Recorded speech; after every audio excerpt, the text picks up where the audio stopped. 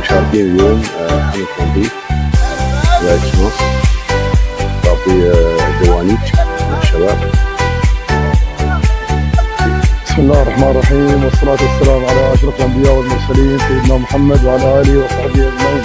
حقيقة اليوم شارك فريق اتحاد دول المسير والمغامرات حملة تنظيف على شواطئ دوانيج وأسرار بني سعد. هذه الحملة اللي نظمها فريق رواسي شناص للمسير الحر والرحلات. كانت حملة طيبة متكاملة يكاتف فيها الفريقين، بالإضافة للدعم من دائرة البلدية في شناص وأيضا أعضاء المجلس البلدي وبعض المواطنين. كانت حملة طيبة، بدينا من منطقة دوانيج انتهينا إلى منطقة أسرار بني سعد.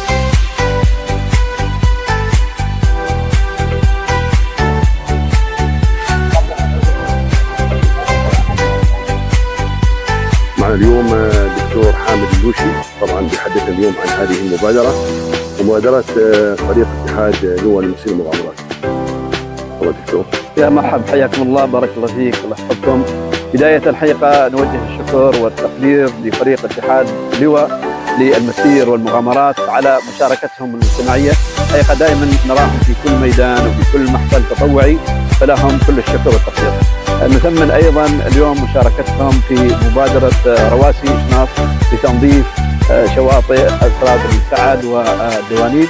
هذه الحمله التي انطلقت لتنظيف الشواطئ، وهي حقيقه مبادره تطوعيه نبيله جميله راقيه، تبعث برساله للمجتمع بان المسؤوليه هي مسؤوليه مشتركه، وان مسؤوليه نظافه هذه الشواطئ هي مسؤوليه لا تقع على فرد بعينه وانما على الجميع.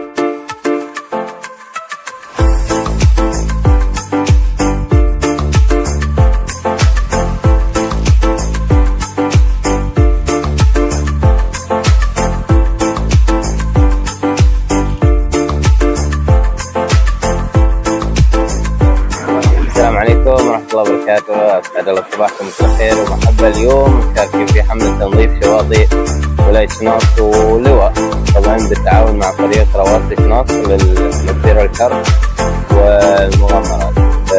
احنا من فريق الاتحاد لواء للمسير ومشاركين معهم، وشاكرين لكم بوجهكم.